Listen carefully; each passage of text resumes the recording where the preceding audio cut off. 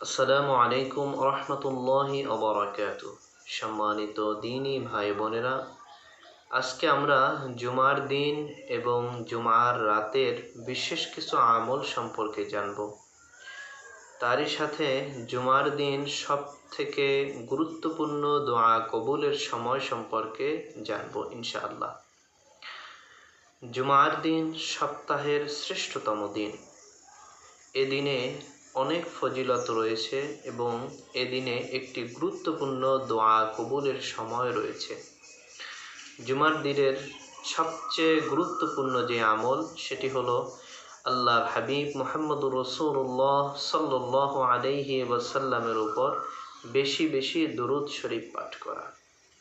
সেই দরুদ যে কোনো একটি দরুদ হতে পারে, সব থেকে ছোট দরুদ সাল্লাল্লাহু আলাইহি ওয়াসাল্লাম, এই দরুদটাও আপনি পাঠ করতে পারেন।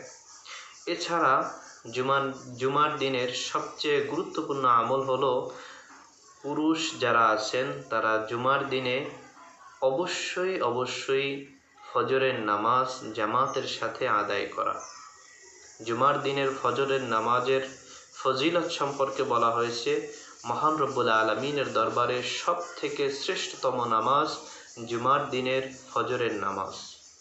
অবশ্যই এ নামাজ আমরা একা একা অথবা ঘরে আদায় করব না, এ নামাজ আমরা জামাতের সাথে আদায় করব ইনশাআল্লাহ। এছাড়া জুমার দিনের আরেকটি বিশেষ আমল হলো সূরাতুল কাহাফ তেলাওয়াত করা। এই সূরাতুল কাহাফ যদি আপনি তেলাওয়াত করেন, কিয়ামতের ময়দানে অন্ধকারের ভিতরে সূরাতুল কাহাফ আপনার জন্য আলো হয়ে আসবে। এবং সূরাতুল কাহাফের প্রথম 10টি আয়াত যদি আপনি মুখস্থ করতে পারেন, আপনি দাজ্জালের ফিতনা থেকে বেঁচে যাবেন ইনশাআল্লাহ।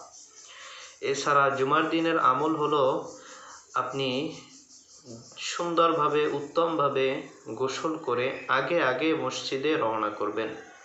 আগে গিয়ে ইমামের কাছাকাছি বসবেন এবং নামাজ শেষে চলে আসবেন।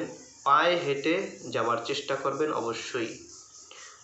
আপনি যদি জুমার দিন আগে মসজিদে যান এবং ইমামের কাছাকাছি বসেন, ইমামের কথা শোনেন, পায়ে হেঁটে মসজিদে যান, তাহলে কি পরিমাণ ফজিলত রয়েছে। হাদিসের ভিতরে এসেছে, আপনি যদি এই আমলটা করতে পারেন তাহলে আপনার প্রত্যেকটা কদমে আল্লাহ পাক রব্বুল আলামিন 1 বছর রোজা রাখা, 1 বছর তাহাজ্জুদ নামাজ সহ নফল নামাজ আদায় করার সওয়াব আপনার আমল নামায় দেওয়া হবে ইনশাআল্লাহ। সুবহানাল্লাহ, সুবহানাল্লাহি বিহামদি। এছাড়া জুমার দিনের সব থেকে গুরুত্বপূর্ণ দোয়া কবুলের সময় সম্পর্কে হাদিস বিশ্লেষক মুফাসসিরদের মতে যে সময়টা জানা যায়, বিশেষ করে জুমার দিন আসরের নামাজের পরে, শেষ প্রহরে আসরের নামাজের পরে মাগরিবের আগ মুহূর্তে যে সময়, এই সময়টাকে জুমার দিন দোয়া কবুলের একটি বিশেষ সময় বলে তারা চিহ্নিত করেছেন। তো প্রিয় ভাই, জুমার দিনের এছাড়াও অনেক আমল আছে, আমরা এই আমলগুলো অবশ্যই আদায় করার চেষ্টা করব ইনশাআল্লাহ।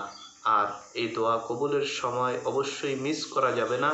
আপনার মনের কথাগুলো এই দোয়া কবুলের সময় মহান রব্বুল আলামিনের দরবারে আপনি আরজি করুন, পেশ করুন।